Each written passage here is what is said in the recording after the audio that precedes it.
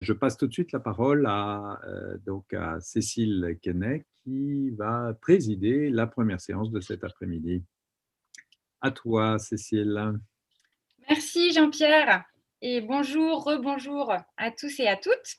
Donc je suis très heureuse d'animer cette session, cette première session de l'après-midi qui sera donc consacrée à Tomasi, interprète et Tomasi et ses interprètes, avec donc deux communications sur ce double sujet et ensuite un moment musical qui nous permettra d'admirer à la fois la musique de Tomasi et des interprètes très remarquables.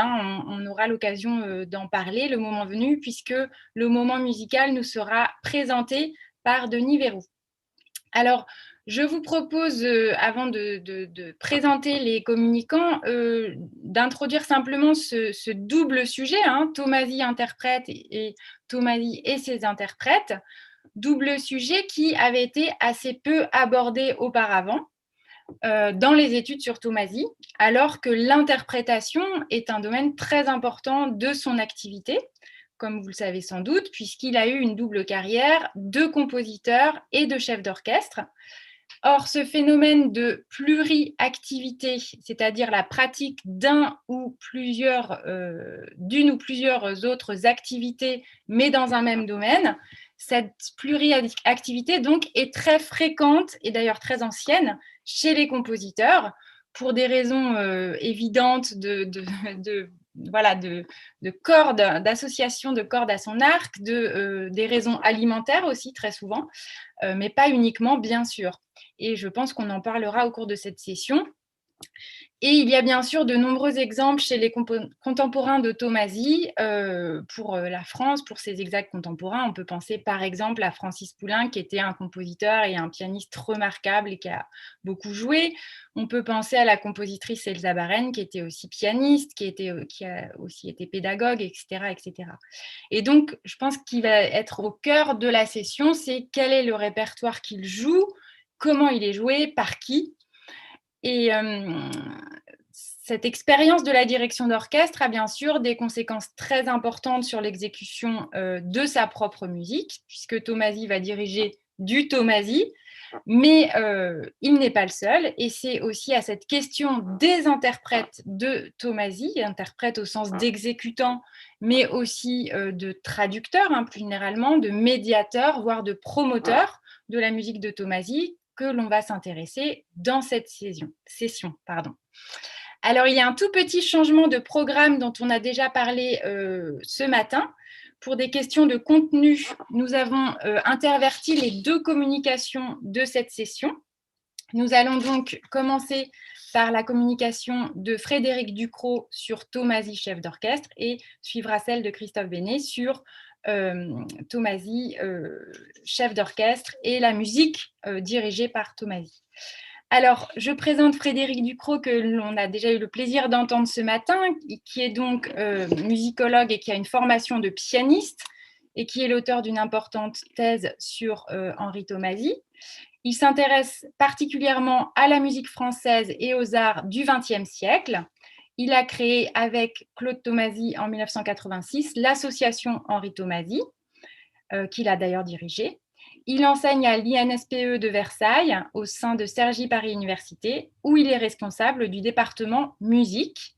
Il termine un ouvrage sur Henri Tomasi qui sera publié à la fin de cette année. Donc, je vais laisser la parole à Frédéric Ducrot qui va nous présenter aujourd'hui cette carrière de chef d'orchestre à travers le répertoire dirigé par Tomasi de la fin des années 20 aux années 50 au sein donc de différents orchestres. Je lui laisse la parole et bienvenue à nouveau à Frédéric donc. Merci beaucoup. Je vais te raconter un peu notre fameux voyage avec les amis. Jusqu'à Lyon, tout alla bien. On a fait concert dans le train. Roux et Bellandou jouaient du hautbois, Petit jouait du violon et Ferrero de la clarinette.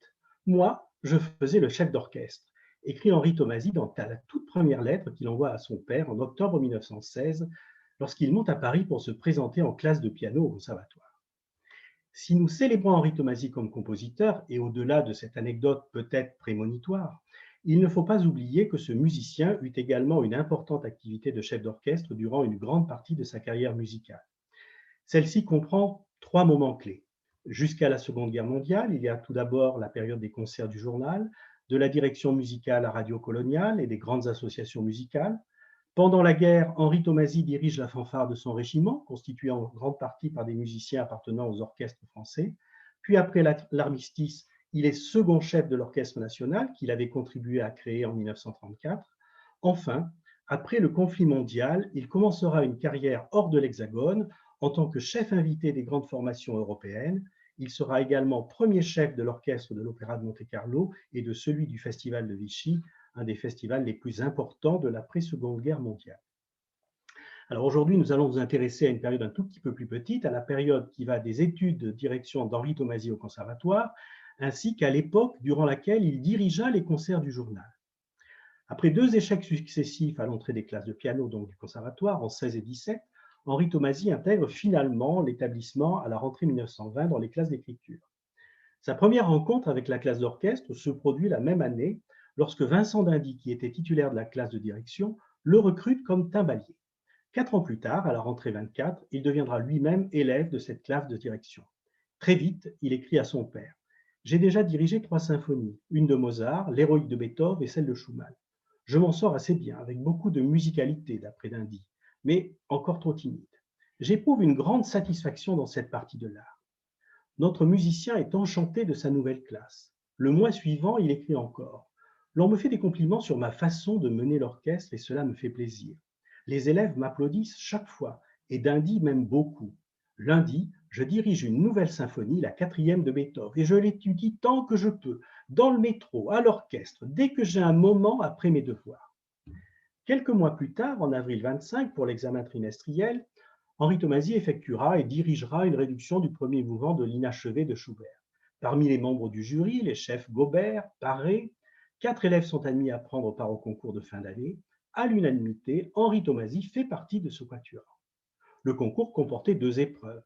Après tirage au sort, les candidats devaient tout d'abord faire déchiffrer, travailler un morceau non encore joué par la classe d'orchestre. Ce fut le final de la suite d'orchestre de Saint-Saëns pour Tomasi.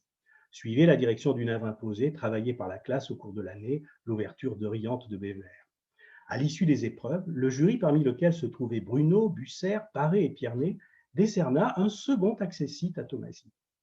À la rentrée 25, Henri Tomasi retourne en classe d'orchestre. Lors de l'examen trimestriel, il dirige cette fois-ci le premier allegro de l'Héroïque de Beethoven. À l'unanimité, 3 élèves sur 5 sont admis à concourir pour la session de 26. Vandewalle, Edmond Gaujac et Tomasi. Lors de l'épreuve finale, il dirigera le scherzo de la symphonie en sol mineur de Lalo et le premier mouvement de l'italienne de Mendelssohn. Comme il l'écrira, ça a été un concours terrible. D'abord, à l'examen, nous avons été seulement 3 à être pris. Tout le reste a été éliminé. Duclos, Guillot, Rumeau, Franck ont été recalés. Sur 3, il n'y a eu que 2 récompensés. Vandewalle, premier prix, et moi, premier accessit. J'ai fait un très beau concours, et le second prix est passé à une voix près. Tous ceux qui assistaient à ce concours me donnaient le second prix haut la main. Le jury a jugé qu'il ne fallait pas me le décerner. Pourquoi? Mystère. Ce que je puis te dire, c'est qu'il y a un parti pris contre moi que je ne puis arriver à éclaircir. Le procès-verbal de la séance établi par Chantavoine mentionne que le jury décida à l'unanimité de ne pas décerner le second prix, mais d'attribuer un premier accessit. Le secrétaire note également « Monsieur le Président déclare que ce premier accessit est décerné à Monsieur Tomasi, seul élève pouvant y prétendre. » Dans cette même lettre, Henri Tomasi écrivait également « Ce sera une année de lutte formidable pour moi et je ne sais comment tournera la face des choses. » Il aborda ainsi sa 3e année dans la classe de direction de d'Indy tout en continuant sa préparation au concours de Rome, ses précédentes tentatives ayant été malheureusement jusqu'alors infructueuses. L'année 27 dissipa les brumes des années précédentes. Lors du concours de direction, après avoir dirigé les ouvertures de Benvenuto Cellini et de Ruy Blas, le jury lui attribua un premier prix de direction à l'unanimité, fait excessivement rare, puisque cela ne s'était produit qu'une seule fois depuis la création de cette classe au conservatoire. Son ami Jean Clerc obtint quant à lui un premier accessit.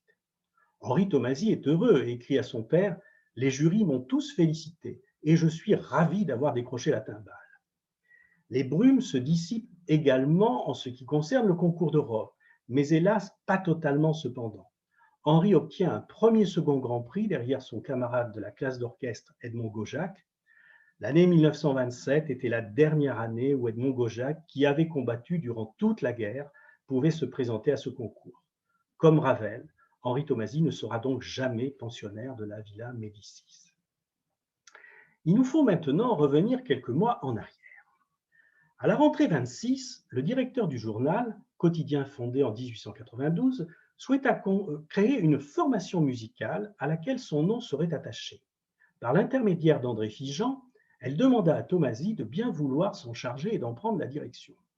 Journaliste, mais également musicien, Figeant était l'auteur de mélodies et avait composé un épisode lyrique, Les Fugitifs. Lorsqu'il demanda à Henri Tomasi de créer cet orchestre, celui-ci n'était donc titulaire que d'un premier accessit de direction depuis le mois de juin et n'avait par ailleurs obtenu encore aucune récompense au prix de Rome. Comme le dit le jeune musicien, Figeant était le fameux type du journal qu'il avait esquinté la même année dans son compte-rendu du concours. Le jugement d'Henri Tomasi était un peu excessif, comme cela lui arrivait fréquemment. Si celui-ci n'avait pas apprécié sa cantate, il n'avait pas pour autant été tellement plus séduit par celle des autres concurrents. Un texte non signé, mais très probablement écrit par André Figeant, qui sera le directeur artistique de cette nouvelle formation, donnait des précisions sur les séances musicales à venir. Des concerts tous les dimanches de 3 à 5 heures, un orchestre de 20 musiciens issus des orchestres des associations musicales parisiennes, une programmation faisant alterner répertoire classique et moderne. Ainsi programmés en début d'après-midi, les concerts du journal avaient lieu avant ceux des grandes associations musicales, ce qui permit à Henri Tomasi de pouvoir engager pour son orchestre certains des solistes de ces formations. Il recruta également de jeunes musiciens de sa génération, entre autres le trompettiste Adriano, le tromboniste Alvisé, les frères Tsipine, Georges le violoniste et Joseph le violoncelliste. Par ailleurs, comme chaque concert comportait une partie dédiée à la musique de chambre, il demanda à son ami Jean Clerc de venir le rejoindre. Clerc devint principalement le pianiste accompagnateur des concerts du journal. Fidèle à lui-même, Henri Tomasi s'investit pleinement dans ce challenge, si bien que sa formation musicale et son bouillonnant chef d'orchestre devinrent assez rapidement une référence dans l'univers artistique de la capitale. En témoignent les lettres qu'il écrit alors à son père à la suite des premiers concerts, 1er décembre. Le succès obtenu a dépassé les prévisions, car 200 personnes sont restées en panne. Je reçois des félicitations de toutes parts et suis enchanté de mes débuts. Les musiciens eux-mêmes m'ont adressé des félicitations après le concert, 8 décembre. Mon deuxième concert était encore plus au point. Le programme était plus difficile, surtout la symphonie de Schumann et celle de Lalo avec violon. En une répétition, j'ai mis tout au point, ce qui épate comme tout le monde. 20 décembre. L'on me considère un peu comme un phénomène. La symphonie héroïque a été superbement enlevée ainsi que le reste. Chaque fois, la salle est bondée. Presque tout le monde me connaît actuellement. Quel changement subit! Les musiciens eux-mêmes, quand je rentre sur scène, frottent des pieds et sont fiers pour moi. Actuellement, je suis le plus jeune des chefs symphoniques dirigeant à Paris et nos concerts sont classés après la Société, Colonne, L'Amoureux et Pas de Loup. Ce qui fait ma force, c'est de pouvoir mettre au point des programmes qui ailleurs demandent 3 ou 4 répétitions. Enfin, le 31 janvier, je suis ravi car je me sens une vocation de chef irrésistible. Dans la lignée des manifestations musicales de l'époque, les concerts du journal avaient des programmes riches et variés. Entre le concert d'ouverture du 28 novembre et celui de la fin de l'année, soit au cours des 5 premières séances, on ne dénombre pas moins de 32 compositeurs différents si l'on compte les pièces de musique de chambre. Les grands auteurs de la tradition, entre autres Beethoven, Schubert, Berlioz, Wagner, Franck, alternés avec des compositeurs contemporains comme Ravel, Rimbaud ou encore Levadé. Il faudra aussi noter qu'à partir de 27, les concerts seront radiodiffusés, ce qui accroît bien évidemment l'aura de l'orchestre. Les concerts du journal accueillaient régulièrement des invités de prestige. Marcel Demougeot, l'une des grandes sopranos françaises de l'époque, fut par exemple conviée en mars 27 à venir chanter le 3e acte de la Valkyrie. « Vous dire ma joie et ma fierté serait impossible », écria alors Tomasi. « J'ai réussi à mettre en 2 répétitions tout le 3e acte et m'en suis sorti avec beaucoup de succès. Les musiciens m'ont félicité et n'en reviennent pas, et moi. Le succès, en effet, fut tel que plusieurs centaines de personnes n'ayant pu trouver de place, on donna une exécution supplémentaire avec la même distribution la semaine suivante. Le journal menait une politique événementielle importante dans les secteurs artistiques et festifs. Ainsi, le 21 décembre 27, le quotidien fut à l'origine d'une grande manifestation musicale à la salle du Trocadéro au profit de la reconstruction des orgues de la cathédrale de Strasbourg. Cette soirée exceptionnelle réunit quelques-uns des grands noms de la musique française contemporaine: Bloch, Bruno, Dupré, Hull, Apparat, Rabot, Schmitt et Widor. Chacun d'eux y joua ou dirigea l'une de ses compositions. Présent dans ces différents types de soirées, l'orchestre du journal était un ambassadeur de choix de ce grand titre de la presse française. André Figeant ne s'était pas trompé lorsqu'il avait choisi Henri Tomasi pour prendre la direction de cette nouvelle formation musicale. Au cours des 9 années où il fut à la tête des concerts du journal, entre 1926 et 1935, Henri Tomasi dirigea quelques 226 concerts. Celui-ci ne s'est jamais exprimé sur la façon dont s'opéraient les choix musicaux des séances dominicales. Nous savons par certains comptes rendus d'André Figeant que les lecteurs du journal écrivaient à la direction pour faire des suggestions ou réclamer l'exécution de certaines partitions. En tout état de cause, le tandem Figeant-Tomasi devait avoir des vues concordantes, sans quoi Henri Tomasi ne serait jamais resté aussi longtemps à la tête de l'orchestre. Tout au long de ces années, un certain nombre de compositeurs revient très régulièrement dans les programmes. C'est le cas de Beethoven. Henri Tomasi dirige toutes les symphonies et propose également, lors de certains concerts, une symphonie imaginaire reconstituée à partir de plusieurs mouvements de différentes symphonies. Les ouvertures sont aussi très présentes, ainsi que les grandes œuvres concertantes. Haydn et Mozart sont aussi très souvent joués, la symphonie militaire pour le premier, les 2 dernières pour le second, auxquelles s'ajoutent de nombreux concertos, puisqu'à chaque concert, on a au minimum un concerto. Schubert, Weber, Mendelssohn, Schumann et Wagner jalonnent les programmes. La symphonie inachevée est quasiment donnée chaque année, ainsi que la symphonie italienne, suivie de l'écossaise et de l'ouverture de Ruy Blas. Chez Weber, ce sont bien sûr les grandes ouvertures. Chez Schumann, en dehors du concerto pour piano, ce sont essentiellement les symphonies 3 et 4 et l'ouverture de Manfred. Chez Wagner, les grandes pages symphoniques des opéras ainsi que Siegfried et Roy. L'école russe participe des concerts, en particulier avec Borodine et Rimsky, avec les steppes de l'Asie centrale, les danses polovsiennes et le capriccio espagnol. L'école française est présente de Berlioz à Ravel en passant par Bizet, Massenet, Lalo, Saint-Saëns et Debussy. L'ouverture du carnaval romain est jouée au moins une fois chaque saison, à un degré moindre les extraits symphoniques de la Damnation de Faust et les Troyens. De Bizet les auditeurs écoutent quasiment une fois par an les Jeux d'enfants et la première suite de l'Arlésienne. De Lalo, l'ouverture du Roi X, de Massenet, l'ouverture de Phèdre, ainsi que les scènes alsaciennes. L'œuvre symphonique et concertante de Saint-Saëns tient aussi une place de choix, loin devant l'œuvre de Debussy, présent par sa petite suite dans la version orchestrée par Busser. La musique contemporaine est jouée à un degré moindre avec des compositeurs tels que d'Indy, Ibert, Jaubert, Delmas, Lapparat, Levadé, exception faite pour Ravel, dont Henri Tomasi dirige assez fréquemment La pavane pour une infante défunte et Le tombeau de Couperin. Nous l'avons dit, rares sont les séances où il n'y a pas d'œuvre concertante. Ainsi, Tomasi dirige-t-il de très nombreux artistes. Certains concerts permettent de découvrir de jeunes prodiges. Parmi ceux-ci, Jacqueline Nourry, âgée de 8 ans, surnommée par Francis Planté « merveille du piano » et qui interprète le concerto en ré majeur de Mozart. Mais également Pierre Nérini, 13 ans, futur violon solo de l'opéra qui exécute le concerto pour violon de Max Bohr. Sans citer l'ensemble des artistes qui se produisent au concert du journal, voici quelques-uns des musiciens qui joueront sous la direction d'Henri Tomasi. Les pianistes Cartoum, Boscoff, Passani, Dupont, Gousseau, Darré, Rechel, Giannoli, Collard, Odoli, Arao. Les violonistes Charmy, Raskin, Neveu, Guglielmi. Les violoncellistes Tortelier, Ecking, Marquezini, la harpiste Laskin, la claveciniste Landowska. Henri Tomasi accueillera également d'autres artistes qui joueront par la suite un rôle particulier dans son œuvre musicale. Je pense notamment aux pianistes Lucette Descaves et Jean Doyen qui assureront l'une la création de Cyrnos et l'autre les pièces brèves et les paysages. Le violoniste Léon Ziguera sera le dédicataire et le créateur du chant hébraïque accompagné par Jean Clergue. René Chédécal donnera la première audition du Capriccio pour violon, Francescati celle de Pagella. Le violoncelliste André Navarra, qui joue sous la direction de Tomasi le concerto de Haydn en 1930, sera le dédicataire et le créateur de son ultime concerto pour violoncelle en 1970. Parmi les artistes du chant, citons Dolores de Silveira, qui accompagne Enesco dans ses tournées européennes et qui participe à un concert en 27.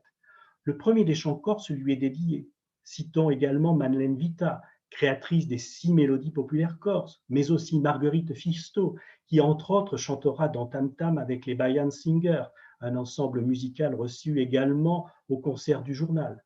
J'abrège volontairement cette liste, mais je ne voudrais pas oublier Lucille Telly, dédicataire du chant corse, Lucille Telly, ou plus exactement Lucille Camp, la mère d'Odette, la future épouse d'Henri Tomasi. En dehors d'André Figeant, qui fait en général chaque semaine la critique du concert, les séances du journal ne sont pas relatées dans les autres quotidiens. De ces comptes rendus, il ressort un ensemble de qualificatifs qui revient régulièrement pour caractériser la façon dont Henri Tomasi mène l'orchestre. Sa direction est précise, sa baguette nerveuse, volontaire, sa direction nette, ferme, rythmée. L'orchestre est nerveux et vaillant. Henri Tomasi est un chef compréhensif et expérimenté. Le compositeur Louis Aubert, qui était responsable de la critique musicale du journal, écrira quant à lui au début de l'année 1932 « La personnalité de chef d'orchestre d'Henri Tomasi suscite un intérêt grandissant. Je n'apprendrai rien d'ailleurs au lecteur du journal en vantant sa technique solide et son autorité sobre et en même temps singulièrement efficace. » Les concerts du journal seront donc à la fois une merveilleuse aventure et un tremplin formidable pour la carrière de ce jeune musicien de 25 ans.